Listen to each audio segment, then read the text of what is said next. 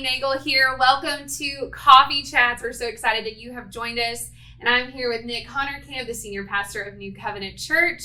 And you may be wondering, what is Coffee Chats? So Coffee Chats is a weekly podcast that will be out here on YouTube and possibly other platforms coming soon. And we will be talking about pop culture, regular culture, no, just kidding, current events, Christianity, spiritual disciplines, life, struggles, all the things. We're going to get into some things that maybe some people try to shy away from in the Christian community, but we want to have real honest conversation, and we want to open that up for dialogue, not even just between me and whomever will be sitting in this other beautiful chair, but also just with the global community. We believe now is the most important time for community, and as we're living in 2020, the digital community is the most thriving community. So we invite you to be a part of our conversation and to comment below, give us feedback. How do you feel about certain things? This is a safe space to do that. We honor and respect each other first and foremost, yes.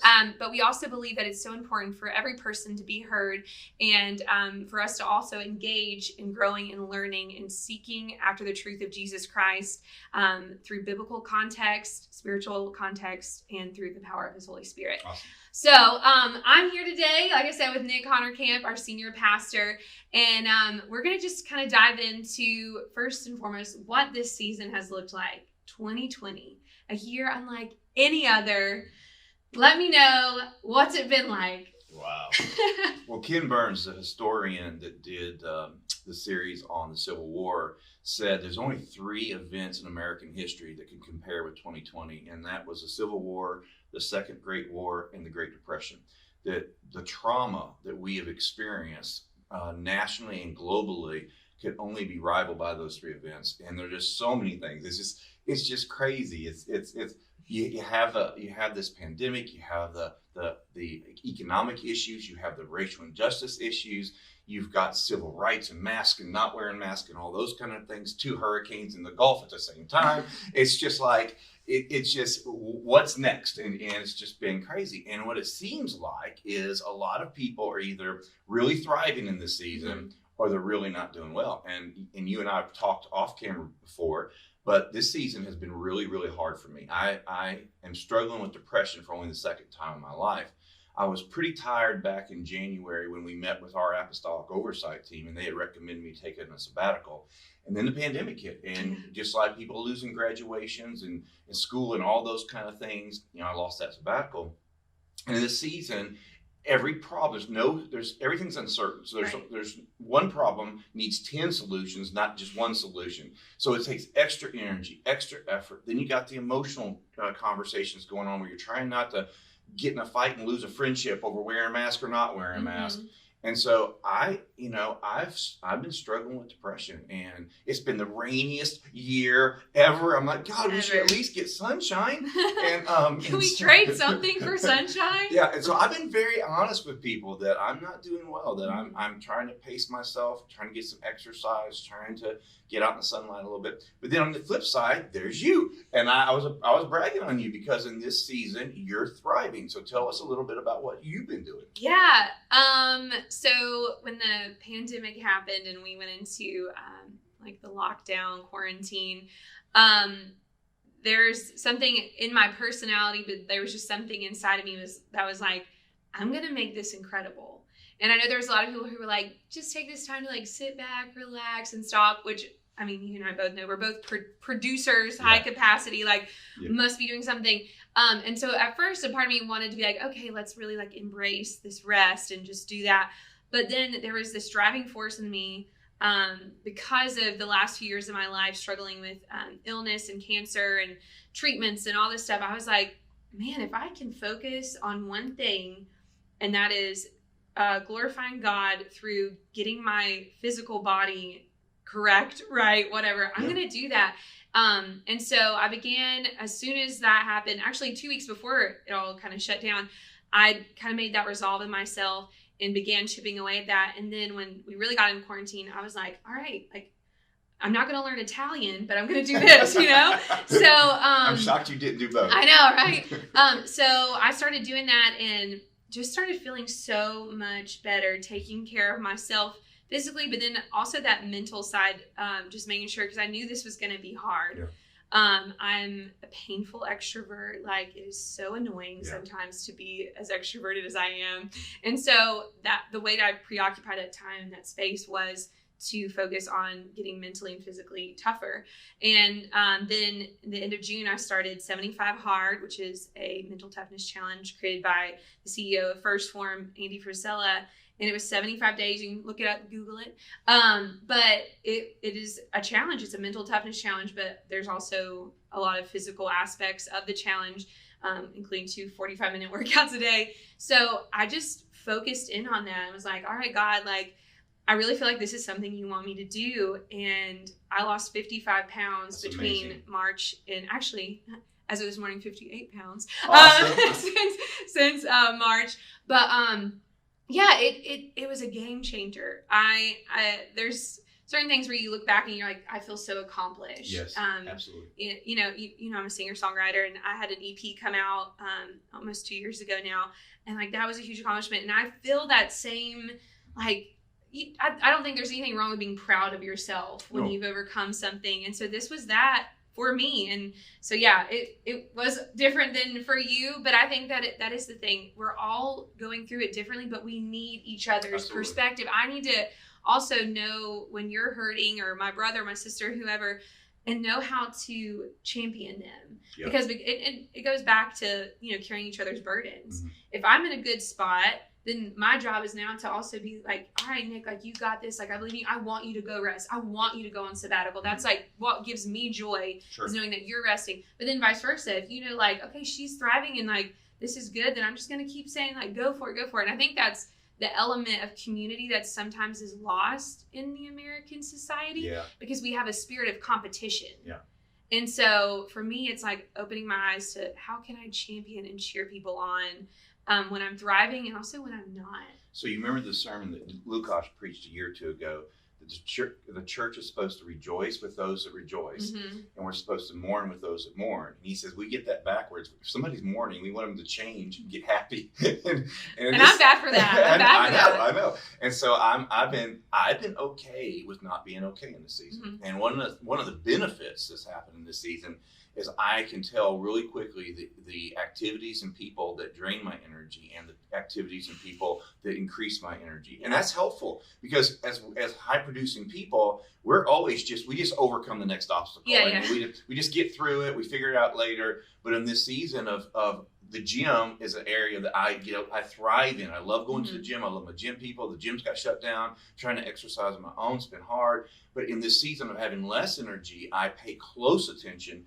to my energy level every day, and what are the things that bring my energy up, and what are the things that bring my energy down. For sure. So there's gains in every season if we're paying attention. 100%. And I think a lot of it too is, what are you consuming? Absolutely. And I've been reading like crazy. We're avid readers. And you know, a lot of times I feel like before I was reading just because like somebody suggested a book to me, instead of me seeking out like what is material that's going to life me in this season. Like what are some things, and you know, with just my journey since March, a lot of people are like, how are you so motivated? And people even ask me about, you know, with like spiritual disciplines too, like, how do you do that? Like, and I'm like, motivation is not real. It is so fleeting. It is such a mirage. Like, it'll get you for a while. Yeah. Like, like again, a mirage. Like, you see it off and then you're like, oh, okay, this is like good. Caffeine. It's a little boost. Yeah, a little boost. Mm-hmm. But if you don't learn how to discipline yourself, spiritually, mentally, physically, emotionally, all the things, like,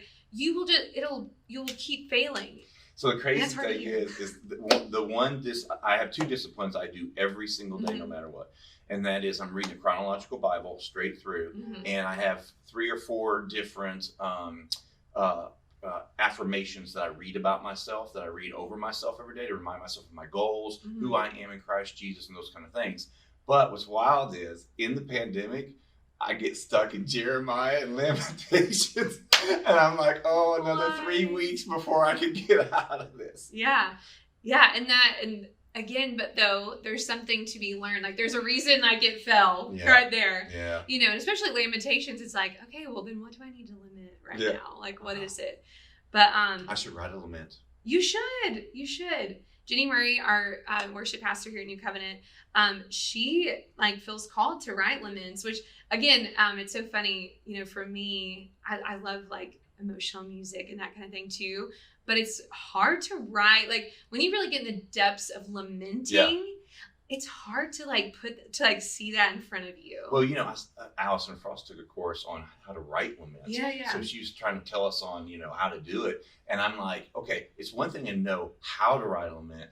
Do you really want to share it with somebody else when you're done? Yeah, that's like one of those journal entries. You're like, burn it now. I mean, David had his people sing some songs about his personal life. They were off the chain, right? I don't know that I'm ready to do that right now, but I might write a lament in the next several weeks. Yeah, and then if you need to throw it in the fire later, like it's fine. Like it just came out. David's like, beat them in the knees with a baseball bat, kill my enemies. And it's like, hey, we're singing that at church? Yeah. All of you, 6,000 of you. Let's help us, Lord. But yeah, I just feel like if anything, as we're talking about this and if we can encourage people, be very careful with what you're consuming. And what was interesting for me too, the more that I was reading, especially during the 75 days, I did not watch any TV. Really? That's good. And before that, man, I was like, what can we binge on Netflix, Hulu, Amazon Prime? Like, I was constantly like, ask my friends, what can I watch? And then like, once I started consuming things, it's just like nutrition. Once I started getting like good things inside me, I didn't crave like just filler content. Because it's really what it was. It was like a diversion from like, oh, the world's burning. Like give me something funny on Hulu. Well, I'm so glad you said that because I'm notorious for not watching the news before the pandemic. Mm-hmm. But since the pandemic, I feel like I need more information to be able to make decisions and lead well, that I probably watch the news 3 to 4 nights a week. And of course, it's fear, it's danger, it's manipulation. And that's probably contributed to my depression. I'm going to take a fast from the news for 2 weeks and see what happens. Yeah, you can report back in November when we have you back on the podcast. Okay. I'd love to know what that looks like, and I am curious, what the next weeks look like for you as you give up some things and take on some new things. Because it's interesting, even with where we're at. You always say, look at something from 30,000 feet. Is that right? Yep, 30,000. I was like, how high up is it? Lake Stanberry, 30,000.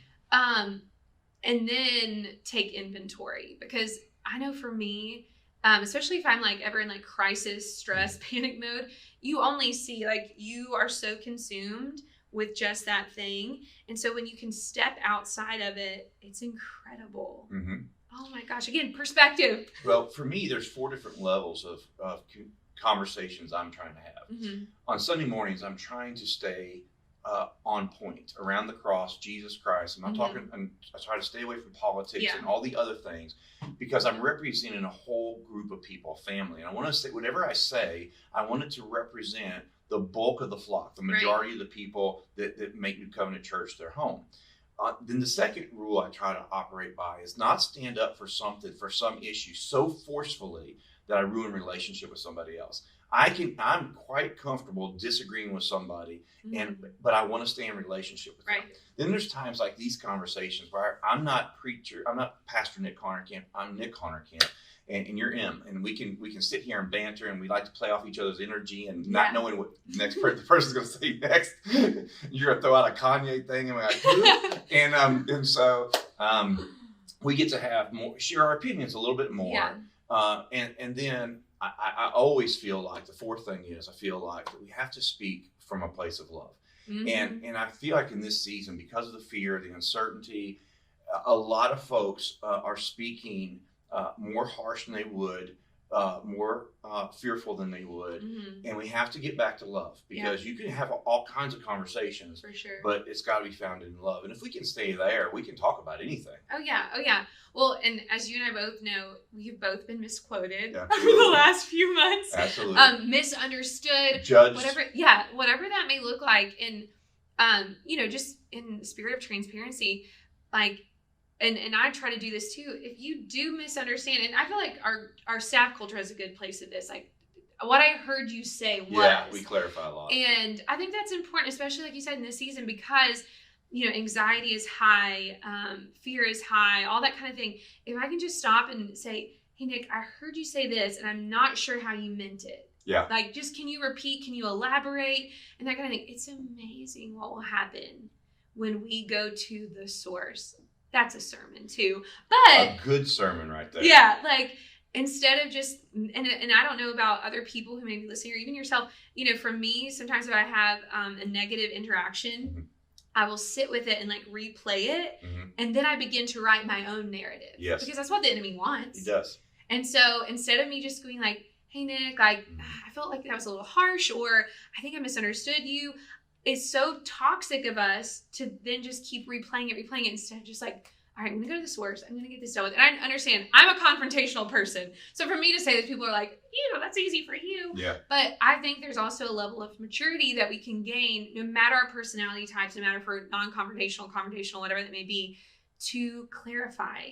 Not just for me, but for you. Absolutely. I want to view you in the light of Christ and the love of Jesus, Right. all that stuff. And if I can't do that with me just saying, can you elaborate? Then I could be cutting off a great resource of a friend, a boss, a mentor, spiritual father, etc. So I just encourage us, especially in our homes. Oh my gosh, with our families. That's the best marriage counseling right there. If you could just, your wife says, hey, can you take out the garbage? What? I don't do everything right. I don't do anything right around this house, do I? She says, no, I was just asking you if you take out the garbage. That's all I was asking you to do. And so, it's just, what I heard you say is that the garbage is full, and I also didn't do the dishes, and the dog needs to be walked. She says, actually, no, I didn't say any of that. I just said, please take out the garbage. I'll take care of the dog. And so clarifying is a big deal for me. Yeah. And the world that we live in, we're critiqued constantly. People project their disappointment on us because they can't get to God.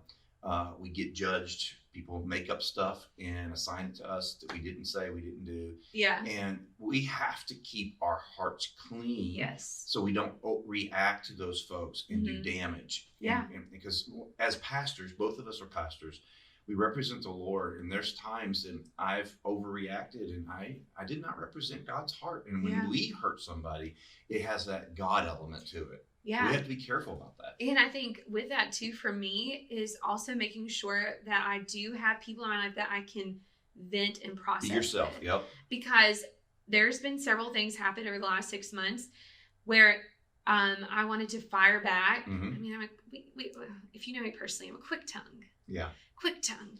And if I've learned like, okay, I'm going to call my mom, I'm going to call a friend, a confidant, and just get some of this out. Yep. And then all of a sudden I'm like, all right, I can calmly respond. I will now respond with gentleness. But it's almost like there needs to be, sometimes we need a buffer. We need somebody just to like absorb the blow. Yep, I think totally. you say that, absorb it for just a minute from me. And then it's also nice to be able to do that for somebody else. Absolutely. And be like, you have a safe space. You can have a little moment of carnality, and I'm not going to throw you away. I'm not going to think you're a lesser person. I'm not going to think you're disqualified from anything. I'm going to let you be a human being. And then we'll, all right, what does Jesus say about this? Like, now that your emotion has been like elevated down, because I'm not at a 7 or a 3, I can now adjust myself. And it's amazing how our ears become unclogged and I can hear the Holy Spirit, And it's also amazing to me how many backstories are going on right now. Oh, yeah, Everybody's dealing with stuff, man. It's Everybody. crazy out there. Yeah. And either they're thriving and having to redevelop themselves and new systems for the new growth, or they're struggling to get by. There's hardly anybody in the middle. Yeah. And so, I know for us, when we came back, we were doing service just online, and then we started doing outdoor service in person. When the people came back, they were pent up with anxiety and disappointments and hurts and rejections and fears, and they were isolated, didn't have a place to share them. When they came back, we felt all of that from the congregation, and then trying to figure out how to adjust and how to love on them and help them process and get through. But I'm just trying to be extra gracious. If I get bad service from a waiter, I'm tipping good anyway. Yeah. If somebody is driving in the left lane slow, I'm trying to not honk. I'm trying not to ride their bumper. I'm trying to say, you know what? They might be having a bad day. Let's all just chill out a little bit, right? For sure. Yeah, a little extra grace. Yeah, extra this grace. Is not Chipotle where guacamole's extra. Just go ahead and give the extra grace. Extra grace. It doesn't cost you anything. It usually doesn't. That's the thing. I think we always think that like showing extra grace is like cost us so much, but most of the time, like you said, it doesn't really. Cool thing. I'm at Trader Joe's last week. I need some birthday cards. They have inexpensive birthday cards, stuff like that. I get 4. Place. They're actually count how many people are in the building. They're at max, right? Yeah. The lines are like 5 deep, and there's 5 different cash registers. They're just packed. And one of the managers walks by and sees me, and he says, "Is that all you're buying today?" I said, "Yeah." He said, "How many cards you got?" I said, 4. He said, "I'll write them off. You go ahead and have a good day." I'm like, Trader Joe's. $4, but man, that saved me like 25 minutes. I was like, I'm a loyal customer now. Yeah, no, for sure. And it is those little things. And I had not a similar experience, but the other day I was at Ingles, and I like grabbed a bunch of stuff, and I was like preaching to myself, because I was like, "Emily, you were too prideful to get a cart." And I was like, like walking through, and this man saw me, and it was the same way. It was like madness, and I was like, "Oh my gosh, I'm gonna be here in line for 30 minutes." Yep.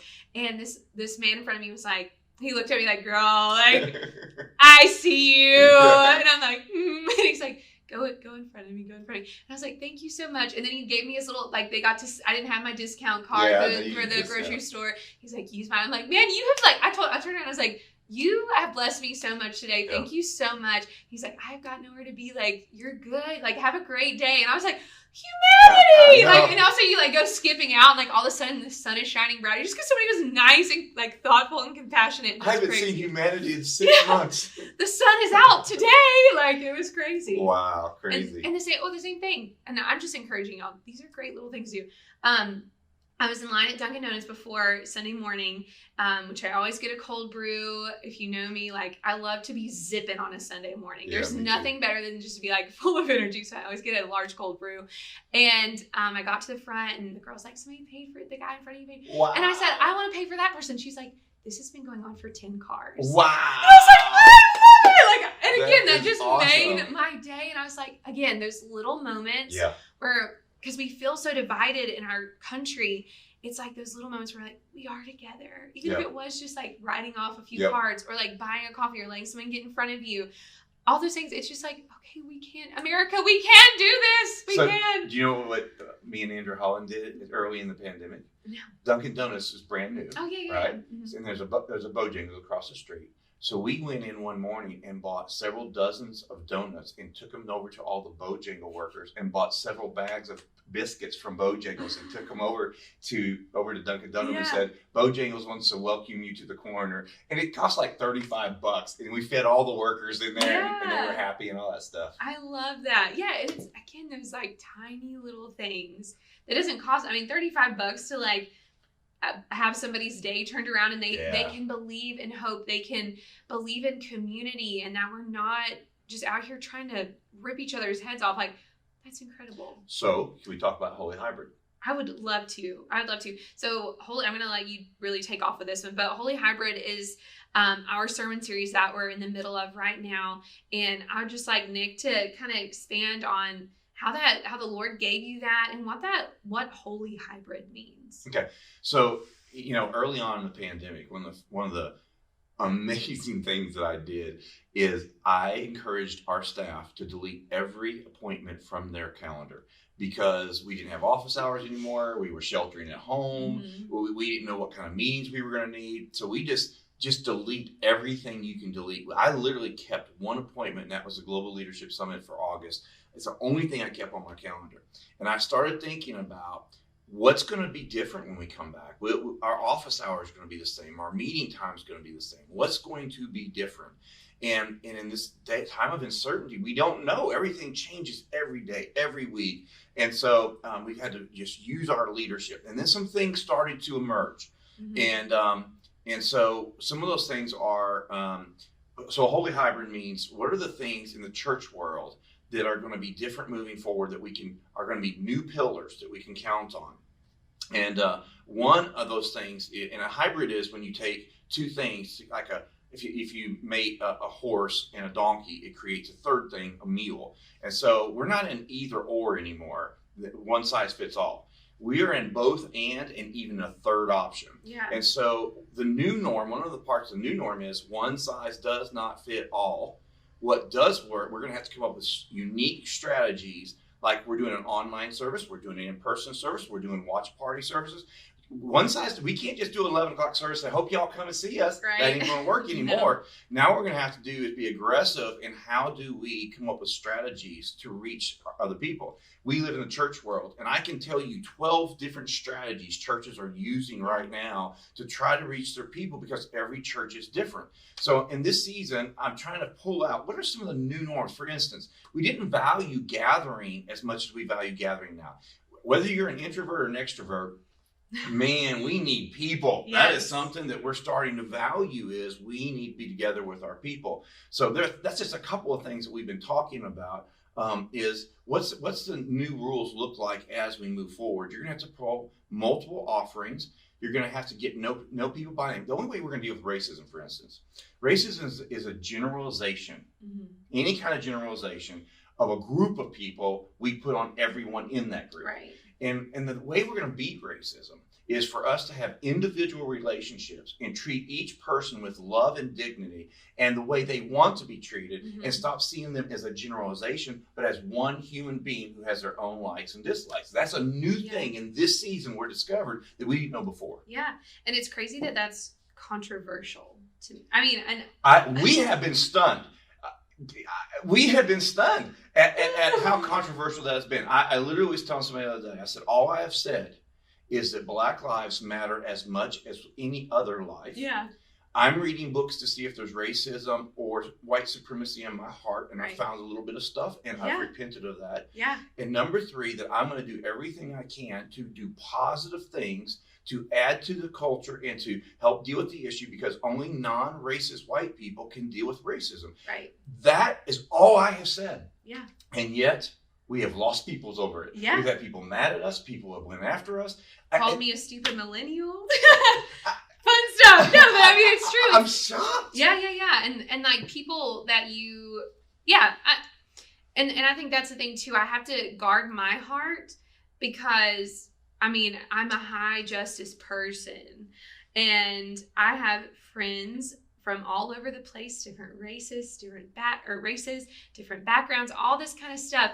And so when I even feel it, I'm loyal, man. I'm like one of those people, if I'm in your corner, like I will fight for you. Who do I need to get in the octagon with? Because I'll take them out for you. Yep. And so I have to be really careful because I'll almost swing I'll be like, oh, you want to fight? Mm-hmm. Like, you know what I'm saying? But it all comes back to everything we've been talking about. We need each other. And we have to have love and compassion. Absolutely. That is the only way. And we have to be able to have dialogue and hard conversation. Absolutely. And it's okay if I don't change your mind. So think about this. Everyone in our congregation has had a different experience with race. Okay. Mm-hmm. Everyone's had a different experience. Yeah. I want to stand up for dealing with racial injustice, but I want to do it in such a way that people who have been on the other side, who have been have legit racial issues because mm-hmm. they have had experiences that I haven't had. I want to stand up in such a way that I don't devalue them, discredit them, or drive them out of our church to where I don't have any influence, because we need to stay together and work through this together. And so, so you and I have been very vocal about the need for racial justice, but we haven't picketed, we haven't been on any marches, I haven't even preached a sermon on it. I literally spent less than 45 minutes publicly talking about it, and yet I'm shocked at the outcry. Yeah, and let me say this too, there was some people who thought that we donated to certain organizations, that kind of thing. The only thing that we have ever donated to, given resources to or whatever, is our local community cultural center here where we live in or African American churches. Yes, and so again, there's a lot of people make their own narrative, or somebody assumes something, and then it takes off. But all you had to do was send me a text, and I'll clarify. I'll hook you up with the information. I know. But again, we got to guard each other's hearts. We got to guard each other's character, reputation, and again, most of the time that just takes a simple text message, a phone call, whatever. Just for clarification, but we need each other. If Heidi Baker has taught me anything, I've never met the woman, but I love her, is that we can do nothing apart from the body of Christ. We cannot. So if I start throwing you out and you start throwing me out, what good? How have we glorified God? We have not. Yeah. We have not, period.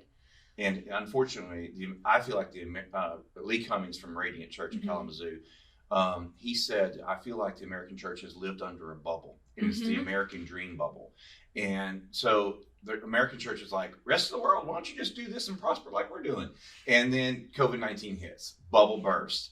And suddenly the American church is getting a chance to see how mature she really is, how strong she really is. And the beautiful thing, though, this is one of the new normals, is that when the pandemic began, the churches began to meet together on Zoom, and there were big churches, small churches, all different denominations. We had people that did not believe in women in ministry, and yet there's women in ministry on the screen. Yeah. And we just didn't care. We needed to figure out how to get on Facebook and YouTube and how to do online and how to reach our people and do pastoral care.